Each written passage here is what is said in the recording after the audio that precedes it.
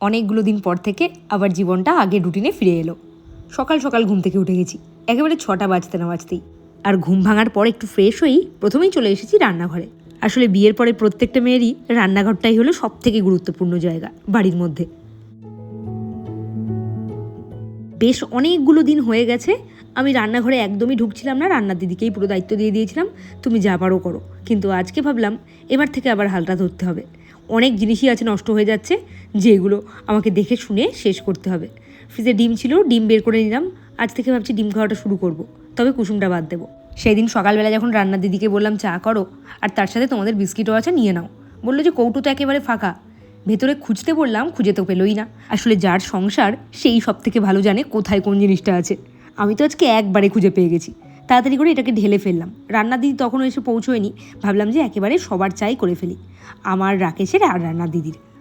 ডগির খাবারের কৌটোতে নিজেদের খাবার রাখছি, সেটা দেখে কেউ হেসো না। আসলে আমি কোনো জিনিসই নষ্ট করতে চাই না, সব কিছু ইউজ করি। তোমাদেরকে আগে তো আমি মাঝে মধ্যেই বলতাম সকালবেলা ঘুম থেকে উঠে ডিটক্স ওয়াটার দিয়ে দিনটাকে শুরু করি, কিন্তু সেসব ডিটক্স ওয়াটারের পার্ট এখন কবে চুকে গেছে, ভুলেই গেছি শেষ কবে খেয়েছিলাম।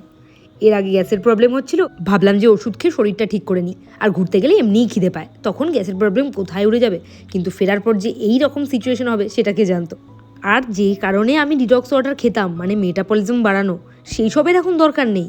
ডায়রিয়া হয়ে শরীর এখন এমনিই ঝরে গেছে। এক্ষুনি রান্না দিদি এসে ঢুকবে, তখন রান্নাঘর আমি আর পাবো না। তাই জন্য ভাবলাম আমার কাজগুলো আমি তাড়াতাড়ি সেরে ফেলি। একদিকে চা বসিয়ে দিয়েছি, আরেকদিকে দুধ জাল দিতে বসিয়েছি, আর আরেকটা গ্যাসে বসিয়ে দিয়েছি ছানা করতে। অনেকগুলো দিন পরে বাড়ির কাজকর্মের খুঁটিনাটি তোমাদের সাথে শেয়ার করছি। লেবু দিয়ে ছানা করলে ছানার যে গন্ধটা ছাড়ে সেটা বেশ লাগে, কিন্তু আমি খেতে একদম পারি না, কেমন যেন বমি পেয়ে যায়। আজ সকালে কাজে একটু এনার্জি ছিল, তাই এক ধারসে যত কাজ ছিল সব সেরে ফেলেছি। এবারে ফলগুলো ঢেলে ফেলি, ব্যাগের মধ্যেই ছিল।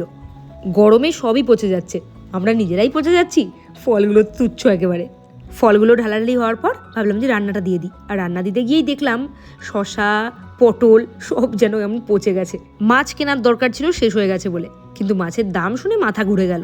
রুই মাছ নাকি 220 টাকা কিলো। ঘরে এসে দেখছি আমার বর আমার যত্ন করতে ব্যস্ত, একদিকে চা খাচ্ছে আর একদিকে কি করছে দেখো, আমার ডাবের জলটা রেডি করছে।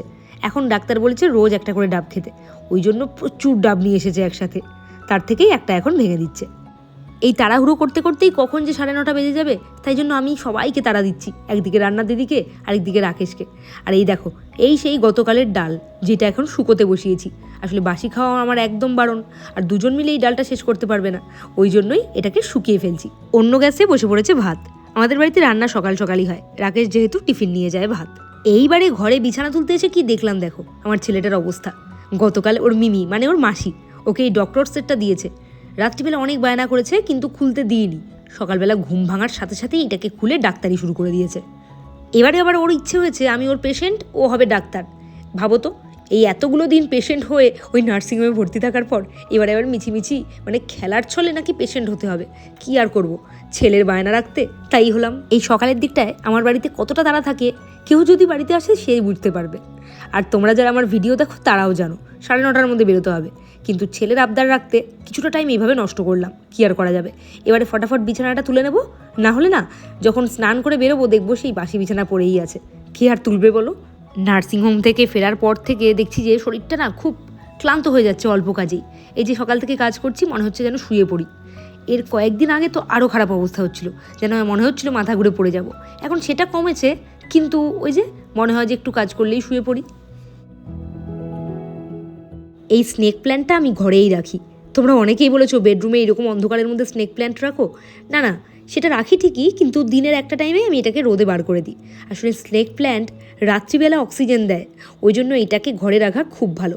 আমি জানতে পারার পর থেকে এটাকে আমার বেডরুমেই জায়গা দিয়েছি।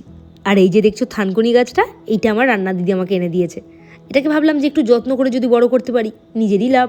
এছাড়াও বাদবাকি যে আমার ইনডোর প্ল্যান্টগুলো আছে সেগুলোকে একটু জল দিয়ে দিলাম।